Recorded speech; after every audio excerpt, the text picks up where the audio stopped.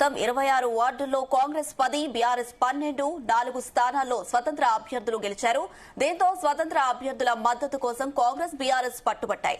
స్వతంత్ర అభ్యర్థులను counting centre నుంచి క్యాంపులకు తరలించేందుకు బీఆర్ఎస్, కాంగ్రెస్ యత్నించాయి. ఇక ఈ నేపథ్యంలో బీఆర్ఎస్, కాంగ్రెస్ నేతల మధ్య వాగ్వాదం జరిగింది. దీంతో పోలీసులు భారీగా మోహరించారు.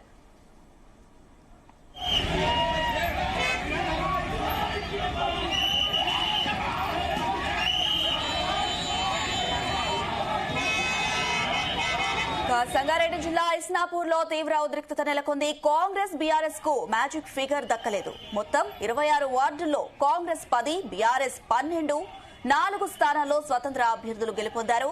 దీంతో స్వతంత్ర అభ్యర్థుల మద్దతు కోసం కాంగ్రెస్, బీఆర్ఎస్ పట్టుబట్టాయి. స్వతంత్ర అభ్యర్థులను కౌంటింగ్ సెంటర్ నుంచి క్యాంపులకు తరలించేందుకు బీఆర్ఎస్, కాంగ్రెస్ యత్నించాయి. ఈ నేపథ్యంలో బీఆర్ఎస్, కాంగ్రెస్ నేతల మధ్య వాగ్వాదం జరిగింది. దీంతో పోలీసులు భారీగా మోహరించారు. ఇదే అంశానికి సంబంధించి మరిన్ని అప్డేట్స్ మా ప్రతినిధి నగేష్ అందిస్తారు. నగేష్, సంగారెడ్డి జిల్లా ఇస్నాపూర్ లో హైటెన్షన్ నెలకొందని చెప్పుకోవచ్చు. ముఖ్యంగా ఇక్కడ ఇస్నాపూర్ మున్సిపాలిటీ అనేది కొత్తగా ఏర్పడింది. అయితే అక్కడ మ్యాజిక్ ఫిగర్ రాకపోవడంతో కాంగ్రెస్, బీఆర్ఎస్ అయితే అక్కడ స్వతంత్ర అభ్యర్థుల కోసం పోటీ పడుతున్నాయి. 4 స్వతంత్ర అభ్యర్థులు గెలవడం, అక్కడ ఏ పార్టీకి క్లియర్ మెజార్టీ రాకపోవడం అనేది అక్కడ హైటెన్షన్ వాతావరణానికి కారణంగా చెప్పుకోవచ్చు. మొత్తం 26 వార్డులు ఉంటాయి ఇస్నాపూర్ మున్సిపాలిటీలో. అయితే కాంగ్రెస్ 10 గెలుచుకుంది, బీఆర్ఎస్ 12, 4 స్థానాల్లో స్వతంత్రులు గెలిచారు. ఈ 4 స్థానాల్లో గెలిచిన స్వతంత్రులు అక్కడ కీలకమయ్యారు. ప్రస్తుతం అధికారంలో ఉన్న కాంగ్రెస్ పార్టీ ఈ మున్సిపాలిటీని గెలుచుకునేందుకు ప్రయత్నం చేస్తూ ఉండగా బీఆర్ఎస్ కూడా అంతకంటే ఎక్కువ స్థాయిలో తీవ్ర ప్రయత్నాలు చేస్తుంది. ముఖ్యంగా కాంగ్రెస్ పార్టీ నుంచి అక్కడ కీలక నాయకుడు నీలం మధు ఉన్నారు. ఆ నీలం మధు భార్య అక్కడ అభ్యర్థిగా పోటీ చేసి గెలుపొందింది. అయితే ఈ పీఠాన్ని దక్కించుకుంటే స్వతంత్ర అభ్యర్థుల మద్దతు కోరితే మాత్రం ఆ పీఠం కాంగ్రెస్ కి దక్కుతుందనే ఆశతోనైతే కాంగ్రెస్ ఉంది. ఈ మేరకేనే స్వతంత్ర అభ్యర్థులకైతే వాళ్ళు తమ వైపు తిప్పుకునేందుకు ప్రయత్నం చేశారు. మొదటగా వారు రాకపోవడం, తర్వాత బీఆర్ఎస్ వాళ్ళు కూడా ఇదే విధంగా ఆ స్వతంత్ర అభ్యర్థులకు తమ వైపు తిప్పుకునే ప్రయత్నం చేశారు. దీంతో 2 వర్గాల మధ్య తీవ్ర ఘర్షణ వాతావరణం నెలకొందని చెప్పుకోవచ్చు. 3 స్వతంత్ర అభ్యర్థులను బీఆర్ఎస్ పార్టీ నాయకులు కారులో ఎక్కించుకుని తీసుకెళ్లే ప్రయత్నం చేశారు. ఓ స్వతంత్ర అభ్యర్థిని కాంగ్రెస్ నాయకులు తీసుకెళ్లారు. దీంతో అక్కడ ఈ పార్టీ వాళ్ళు, ఆ పార్టీ 2 పార్టీల వాళ్ళు ఎవరైతే వెళ్తూ ఉన్నారో ఆ వాహనాలను అడ్డుకోవడం, అక్కడ కొంత ఘర్షణ వాతావరణం ఏర్పడడంతో పోలీసులు ఇరు వర్గాల వారిని అయితే చెదరగొట్టే ప్రయత్నం చేశారు. ఏదేమైనా కాంగ్రెస్ పార్టీ, బీఆర్ఎస్ పార్టీ మధ్య తీవ్రమైన పోటీ ఉంది ఇస్లాంపూర్ మున్సిపాలిటీలో. అయితే ఇంకా మున్సిపల్ పీఠం దక్కించుకునే క్రమంలోనే ఇదంతా జరుగుతుందని చెప్పి అక్కడ పెద్ద ఎత్తున చర్చ అయితే నడుస్తుంది. 4 స్వతంత్ర అభ్యర్థులు ఎవరి వైపు మొగ్గు చూపుతారనేది ఇప్పుడు కీలకంగా మారింది. అయితే స్వతంత్ర అభ్యర్థులు ఏ పార్టీలోకి వెళ్తే ఆ పార్టీ వారే మున్సిపల్ పీఠం దక్కించుకునే అవకాశం ఉంది. కాబట్టి అధికార కాంగ్రెస్ పార్టీ ఆ పని ముందస్తుగా ప్రయత్నం అయితే చేసింది. ఎందుకంటే పటంచెరు అసెంబ్లీ సెగ్మెంట్ లో చూస్తే 5 కొత్త మున్సిపాలిటీల్లో ఎక్కువ స్థాయిలో అంటే 4 బీఆర్ఎస్ అభ్యర్థులకి ఎక్కువగా స్థానాలు అయితే దక్కాయి. ఈ నేపథ్యంలో బీఆర్ఎస్ వాళ్ళే అక్కడ మున్సిపల్ పీఠాలు దక్కించుకునే అవకాశం ఉంది. ఇస్నాపూర్ లో మాత్రం కాంగ్రెస్ 10 స్థానాలు దక్కించుకుంది. కాబట్టి ఈ స్థానాన్ని ఖచ్చితంగా కైవసం చేసుకోలే కృతనిశ్చయంతో ఉంది. ఈ నేపథ్యంలోనే ఈ ప్రయత్నం చేశారని చెబుతున్నారు. కాంగ్రెస్ వాళ్ళకు పోటీగా బీఆర్ఎస్ వాళ్ళు కూడా స్వతంత్ర అభ్యర్థులు తమ వైపు తిప్పుకునే ప్రయత్నం చేయడంతోనే ఇక్కడ ఘర్షణ వాతావరణం నెలకొంది. నగేష్, అయితే అటు చూస్తే బీఆర్ఎస్, కాంగ్రెస్ మధ్య తీవ్ర పోటీ అయితే నడుస్తుంది. మరి ఈ 4 స్వతంత్ర అభ్యర్థులకు సంబంధించి ఏదైనా ప్రొటెక్షన్ ఏర్పాటు చేశారా? అయితే ఈ స్వతంత్ర అభ్యర్థులు 4 అయితే ఉన్నారు. వారు ప్రస్తుతానికి అయితే ఏ పార్టీకి మద్దతు లేరు. వారు తమ అభ్యర్థిత్వాన్ని ఇప్పుడే గెలిచిన పత్రాలు అందుకొని అటుగా వెళ్తున్న క్రమంలోనే కాంగ్రెస్ వాళ్ళు ఒక అభ్యర్థిని, 3 అభ్యర్థులు బీఆర్ఎస్ వాళ్ళు తీసుకొని వెళ్లడంతో పోలీసులు అయితే ఈ విషయాన్ని తెలుసుకుని ఇమీడియట్ గా వాళ్ళని సెక్యూరిటీ జోన్ లో తీసుకునే ప్రయత్నం అయితే చేశారు. కానీ అక్కడ ఒకవైపు నుంచి కాంగ్రెస్ అభ్యర్థులు మద్దతుగా కాంగ్రెస్ వాళ్ళు, మరోవైపు బీఆర్ఎస్ వాళ్ళు అడ్డు తగ్గడం, వారి కార్లను అడ్డుకోవడంతోనే కొంత ఇరు వర్గాల మధ్య వాగ్వాదం చోటు చేసుకుంది. అయితే పోలీసులు మాత్రం 2 వర్గాలను చెదరగొట్టే ప్రయత్నం అయితే చేశారు. స్వతంత్ర అభ్యర్థులు ఎవరైతే ఉన్నారో ఆ 4కి వారి సొంత అభిప్రాయం ప్రకారమే ఈ పార్టీకి మద్దతు ఇవ్వాలన్న ఉంటుంది. కాబట్టి పోలీసులు ప్రస్తుతానికైతే ఆ స్వతంత్ర అభ్యర్థులకు ప్రొటెక్షన్ ఇచ్చే ప్రయత్నం అయితే చేస్తున్నారు. ఎవరైనా మున్సిపల్ చైర్మన్ ఎన్నిక సందర్భంగా వారు ఏ పార్టీకి మద్దతు ఇస్తే ఆ పార్టీ వైపు వెళ్ళండి, కానీ ప్రస్తుతానికి అయితే శాంతియుత వాతావరణంలోనే ఈ ప్రక్రియ కొనసాగాలని చెప్పి పోలీసులు పూర్తి స్థాయిలో వారికి ప్రొటెక్షన్ ఇచ్చే ప్రయత్నం చేస్తున్నారు. నగేష్, అయితే ఏంటి ఇస్నాపూర్ లో ప్రస్తుతం పరిస్థితి ఎలా ఉంది? మరి గత 2 గంటలుగా అక్కడ కొంత ఉద్రిక్త వాతావరణం అయితే ఉందని చెప్పుకోవచ్చు ఇస్నాపూర్ పరిసర ప్రాంతాల్లో. ఎందుకంటే కాంగ్రెస్ బీఆర్ఎస్ రెండు పార్టీల మధ్య తీవ్రమైన పోటీ ఉంది అక్కడ. దీంతోనే ఒకవైపు నీలం మధు కావచ్చు, ఇంకోవైపు ఇటు బీఆర్ఎస్ కు సంబంధించిన నేతలు అక్కడ ఇస్నాపూర్ పీఠాన్ని దక్కించుకునేందుకు అయితే ప్రయత్నం చేసిన క్రమంలోనే గత 2 గంటలుగా టెన్షన్ వాతావరణం అయితే ఉంది. అయితే ఎవరైతే ఈ ఇస్నాపూర్ స్వతంత్ర అభ్యర్థులారో వారికి సంబంధించిన పూర్తి డేటా ముందుగానే బీఆర్ఎస్ నాయకులు కలెక్ట్ చేసి వారిని క్యాప్చర్ చేసే ప్రయత్నం చేసిన నేపథ్యంలోనే ఇక్కడ ముందుగా గొడవ జరిగింది. ఈ నేపథ్యంలోనే వారిని కాపాడే ప్రయత్నం అయితే పోలీసులు చేశారు. నగేష్, అయితే కాంగ్రెస్ వచ్చేసి 10, అలాగే బీఆర్ఎస్ వచ్చేసి 12 స్థానాలను గెలుచుకున్నాయి. మరి స్వతంత్ర అభ్యర్థులు ఎటువైపు మొగ్గు చూపే అవకాశాలు కనిపిస్తున్నాయి? అటు ప్రతిపక్షంలో ఉన్న బీఆర్ఎస్ కా లేకపోతే అధికార పార్టీకా? ఇస్నాపూర్ లో పరిస్థితి చూస్తే అధికార పక్షం ఎక్కువ స్థాయిలో స్వతంత్ర అభ్యర్థుల్ని తమ వైపు చేజిక్కించుకునే ప్రయత్నం అయితే చేస్తుంది. ఎందుకంటే అధికార పార్టీకి సహాయ సహకారాలు అందుతాయి. ఏవైనా అభివృద్ధి కార్యక్రమాలు జరగాలన్నా, ఏ పనులు కావాలన్నా అధికార పార్టీ అండదండలు అవసరమైతే ఉంటాయని చెప్పి ఇప్పటికే స్వతంత్ర అభ్యర్థులను తమ వైపు తిప్పుకునే ప్రయత్నం చేస్తూ ఉన్నారు కాంగ్రెస్ నాయకులు. ఈ నేపథ్యంలో ముగ్గురు స్వతంత్ర అభ్యర్థులు ఇద్దరు కాంగ్రెస్ వైపు మొగ్గు చూపినట్టుగా తెలిసింది. ఈ నేపథ్యంలో బీఆర్ఎస్ నాయకులు ఎవరైతే ఉంటారో ముగ్గురిని అక్కడి నుంచి తరలించే ప్రయత్నం చేశారు. ముందస్తుగా కాంగ్రెస్ బీఆర్ఎస్ మధ్య ఉన్న చిన్న క్లాషెస్ ఇది ఘర్షణ కారణం అని చెప్పుకోవచ్చు. స్వతంత్ర అభ్యర్థులు మాత్రం తమ నిర్ణయాన్ని ఇప్పటికిప్పుడే చెప్పలేరు అని చెప్తున్నారు. పూర్తి స్థాయిలో నిర్ణయం ప్రకటించడానికి ఏదైతే మున్సిపల్ చైర్మన్ ఎన్నిక ఉంటుంది కాబట్టి అప్పుడు తమ నిర్ణయాన్ని ప్రకటిస్తామని చెప్తున్నారు. ప్రస్తుతానికైతే తమకు భద్రత కల్పించాలని, ఏ పార్టీకి వాళ్ళలోకి వెళ్లాలన్నా, ఏ పార్టీకి మద్దతు ఇవ్వాలన్నా కొంత సమయం కావాలని చెప్పి వాళ్ళు చెప్తూ ఉన్నారు. నగేష్, అయితే ఇస్నాపూర్ లోనే కాకుండా ఇలాంటి సిచ్యువేషన్ ఇంకా ఏ ఏరియాలో ఎక్కువగా కనిపిస్తుంది? ఈ సంగారెడ్డి జిల్లాలో అయితే ఇస్నాపూర్ లోనే ఇలాంటి ఘటనలు ఉన్నాయి. అయితే మనము ఈ హంగు ఎక్కడెక్కడైతే వచ్చిందో అక్కడ మాత్రం కొంత ఇలాంటి పరిస్థితులు రావచ్చని చెబుతూ ఉన్నారు. ముఖ్యంగా జహీరాబాద్ పరిసర ప్రాంతాల్లో, జహీరాబాద్ మున్సిపాలిటీ ఏదైతే ఉందో జహీరాబాద్ లో కూడా అటు కాంగ్రెస్ కు ఇటు బీఆర్ఎస్ కు క్లియర్ పిక్చర్ రాలేదు. క్లియర్ మ్యాజిక్ ఫిగర్ రాకపోవడంతో కూడా అక్కడ ఇలాంటి పరిస్థితులు అయితే వచ్చే అవకాశం ఉంది.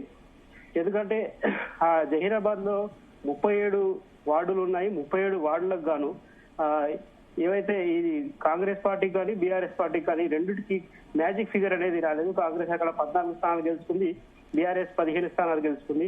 అక్కడ బీజేపీ కీలక పాత్రధారిగా అయ్యే అవకాశం ఉంది. ఎందుకంటే బీజేపీకి 3, ఎంఐఎం 2, ఇండిపెండెంట్ 3, ఈ విధంగా అంటే ఇండిపెండెంట్లు ఇక్కడ కూడా 3 ఉన్నారు కాబట్టి ఆ ఇండిపెండెంట్లు బీజేపీ వాళ్ళు మద్దతు ఇస్తే అక్కడ మున్సిపల్ పీఠం దక్కే అవకాశం ఉంటుంది కాంగ్రెస్ కానీ బీఆర్ఎస్ కానీ. బీఆర్ఎస్ కి అయితే ప్రస్తుతానికి కాంగ్రెస్ కంటే ఒక స్థానం అధికంగా సాధించింది. 37 వార్డుల్లో కాంగ్రెస్ 14 సాధిస్తే బీఆర్ఎస్ 15 సాధించింది. ఇక్కడ మ్యాజిక్ ఫిగర్ మనం చూస్తే 19గా ఉంటుంది. 19 సీట్లు రావాలంటే కాంగ్రెస్ కు ఇంకా 5 మంది మద్దతు అవసరం ఉంటుంది, బీఆర్ఎస్ కు 4 మద్దతు అవసరం ఉంటుంది. అయితే ఇక్కడ ఇండిపెండెంట్లు 3 ఉన్నారు, బీజేపీ వాళ్ళు 3 ఉన్నారు కాబట్టి వారిని క్యాప్చర్ చేసే ప్రయత్నం బీఆర్ఎస్ చేస్తూ ఉంది. కాంగ్రెస్ పార్టీ నాయకులు కూడా తమకు అవసరమైన 5 మంది మద్దతు కోరే విధంగా ఇప్పటి నుంచి ప్రయత్నాలు అయితే చేస్తున్నారు.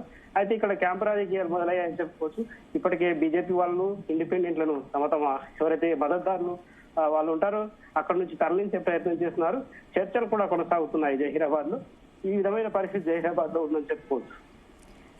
నగేష్, అయితే ఇక్కడ అంటే అక్కడ కాంగ్రెస్ క్యాంప్ రాజకీయాలు ఏమైనా కొనసాగుతున్నాయా? అలాంటి సిచ్యువేషన్ ఏమైనా కనిపిస్తుందా? జహీరాబాద్ లో క్యాంప్ రాజకీయాలు మొదలయ్యాయని చర్చ అయితే జరుగుతుంది. ఎందుకంటే అక్కడ ఉన్న 37 వార్డుల్లో కాంగ్రెస్ పార్టీకి కానీ బీఆర్ఎస్ పార్టీకి కానీ స్పష్టమైన మ్యాజిక్ ఫిగర్ రాకపోవడంతోనే ఈ పరిస్థితి ఉంది. మరోవైపు ఇటు జిన్నారం కూడా చూసుకోవచ్చు. జిన్నారంలో 20 వార్డులు ఉన్నాయి. 20 వార్డుల్లో బీఆర్ఎస్ కు 8, కాంగ్రెస్ కు 6 వచ్చాయి. అయితే ఇక్కడ 10 స్థానాలు రావాల్సి ఉంది మ్యాజిక్ ఫిగర్ అనేది. 10 స్థానాల్లో ఎవరైతే వీరికి బీఆర్ఎస్ కు ప్రస్తుతం 8 ఉన్నాయి కాబట్టి వారికి 11 అంటే 3 మద్దతు అవసరం ఉంటుంది. అంటే అక్కడ బీజేపీ 4 గెలిచారు, ఇండిపెండెంట్లు 2 గెలిచారు. బీఆర్ఎస్ కు బీజేపీ మద్దతు కానీ లేదంటే ఇండిపెండెంట్ల మద్దతు అయితే అవసరం ఉంటుంది. ఎందుకంటే బీజేపీ 4 స్థానాలు గెలుచుకుంది జిన్నారంలో. అటు కాంగ్రెస్ పరిస్థితి చూస్తే కాంగ్రెస్ 6 స్థానాలు గెలుచుకుంది. కాబట్టి కాంగ్రెస్ కు 11 స్థానాలు కావాలంటే అటు బీజేపీ ఇండిపెండెంట్ 2 మద్దతు అవసరం. బీఆర్ఎస్ కు మాత్రం 8 స్థానాలు ఉంది కాబట్టి బీజేపీ మద్దతు ఇస్తే అక్కడ కొంత మున్సిపల్ పీఠాన్ని దక్కించుకునే అవకాశం ఉంటుంది. అయితే ఏదేమైనా ఈ హంగు ఎక్కడెక్కడైతే వచ్చింది పూర్తిగా మ్యాజిక్ ఫిగర్ రాని ఏవైతే స్థానాలు ఉన్నాయో ఆయా ప్రాంతాల్లో అయితే ఇప్పటి నుంచి క్యాంపు రాజకీయాలు అయితే మొదలయ్యాయని చెప్పుకోవచ్చు. ఆ క్యాంపు రాజకీయాల సందర్భంగా ఇప్పటి నుంచే తమ తమ నాయకులు కాపాడుకునే ప్రయత్నం పార్టీల వారైతే చేస్తున్నారు. ముఖ్యంగా ఇండిపెండెంట్ విషయానికి వస్తే స్వతంత్ర అభ్యర్థుల్ని పార్టీని క్యాప్చర్ చేయడం ప్రయత్నించడంతో వారిని ముందస్తుగా ఏవైతే గతంలో అంటే ఎన్నికల కంటే ముందు ఏవైతే హామీలు ఇచ్చి ఉంటారో వారు క్యాప్చర్ చేసే ప్రయత్నం చేస్తున్నారు. ఇంకా ఇప్పుడు ఎన్నికలకు ముందు ఏ విధంగా అయితే ప్రలోభాలు ఉంటాయో ఇప్పుడు స్వతంత్ర అభ్యర్థులకు కూడా ప్రలోభాలకు లోన్ చేసే ప్రయత్నాలు జరుగుతున్నాయి. ఆయా మున్సిపాలిటీల్లో ఎవరైతే తమకు మద్దతు ఇస్తారో వారికి అవసరమైన నజరాలు కావచ్చు, గిఫ్ట్లు కావచ్చు, ఇతర వారికి అవసరమైన విషయాల్లో అయితే హెల్ప్ చేసే ప్రయత్నం అయితే ప్రముఖ పాత్ర పోషిస్తున్నాయని చెప్పుకోవచ్చు. ఎస్ నగేష్, అయితే ఇస్నాపూర్ లో అధికార పార్టీ కంటే కూడా బీఆర్ఎస్ పార్టీ 2 స్థానాలు ఎక్కువగా సాధించింది. దీనికి కారణం ఏంటి? ఇస్నాపూర్ మున్సిపాలిటీకి సంబంధించి మనం చూస్తే ఇది పటంచేరు అసెంబ్లీ సెగ్మెంట్ లోకి వస్తుంది. పటంచేరు అసెంబ్లీ సెగ్మెంట్ లో ముందు నుంచి కూడా బీఆర్ఎస్ బలంగా ఉందని చెప్పుకోవచ్చు. ఎందుకంటే అక్కడ గూడెం మైపాల్ రెడ్డి ఎమ్మెల్యేగా ఉన్నప్పటి నుంచి కూడా బీఆర్ఎస్ చాలా పటిష్టంగా ఉంది. బీఆర్ఎస్ పార్టీని వీడి గూడెం మైపాల్ రెడ్డి కాంగ్రెస్ పార్టీలోకి వెళ్ళినప్పటికీ చాలా మంది కాంగ్రెస్ ఏవైతే కార్యకర్తలు ఉంటారో వాళ్ళు కాంగ్రెస్ లోకి వెళ్లకుండా పార్టీని అంటిపెట్టుకుని ఉన్నారు. ఈ నేపథ్యం ఒకటి చూస్తే, రెండోది మాజీ మంత్రి హరీష్ రావు ప్రచారం జోరుగా చేశారు. రెండోది హరీష్ రావు నమ్ముకొని చాలా మంది బీఆర్ఎస్ నాయకులు పార్టీని వదిలిపెట్టలేదు. ఇదే ఆ పార్టీకి కొంత మెజార్టీ సాధించి పెట్టిందని చెప్పుకోవచ్చు. అయితే ఇస్నాపూర్ లో బీఆర్ఎస్ కు పోటీగా నీలం మధు కూడా గట్టి స్థాయిలోనే పోటీ ఇచ్చారని చెప్పుకోవచ్చు. ఆ కాంగ్రెస్ పార్టీలు గతంలో ఆయన బీఆర్ఎస్ లో ఉన్నారు, తర్వాత కాంగ్రెస్ పార్టీకి వచ్చారు. ఆయన పెద్ద ఎత్తున ప్రచారం చేశారు, ఆ జనాన్ని కూడా మొబిలైజ్ చేసే ప్రయత్నం చేశారు. అయితే కొంత పార్టీలో ఉన్న అంతర్గత విభేదాలే ఈ కొంతమంది ఇండిపెండెంట్లు, బలమైన ఇండిపెండెంట్ ఉండడం కూడా ఈ పార్టీ బీఆర్ఎస్ కు కలిసి వచ్చినట్టుగా మనకు తెలుస్తుంది. బీఆర్ఎస్ కు ఎక్కువ స్థానాలు, 2 స్థానాలు ఎక్కువ రావడానికి కూడా అదొక కారణంగా చెబుతూ ఉన్నారు. ఆ పార్టీలో ఉన్న చీలికల కారణంగా గతంలో నీలం మధు, కాటా శ్రీనివాస్ గౌడ్ మధ్య ఉన్న విభేదాల కారణంగా కూడా కొంత ఇండిపెండెంట్ల వైపు మొగ్గడం, కొంతమంది కాంగ్రెస్ పార్టీని వదిలి బీఆర్ఎస్ పార్టీకి ఎక్కువ ఓట్లు వేయడం అనేది ఈ ఎన్నికల్లో స్పష్టంగా కనిపిస్తుంది. దీంతోనే బీఆర్ఎస్ కు కొంత సీట్ల ప్రభావం అయితే పెరిగిందనేది మనకు స్పష్టంగా అర్థమవుతుంది. Right Nagesh, thank you.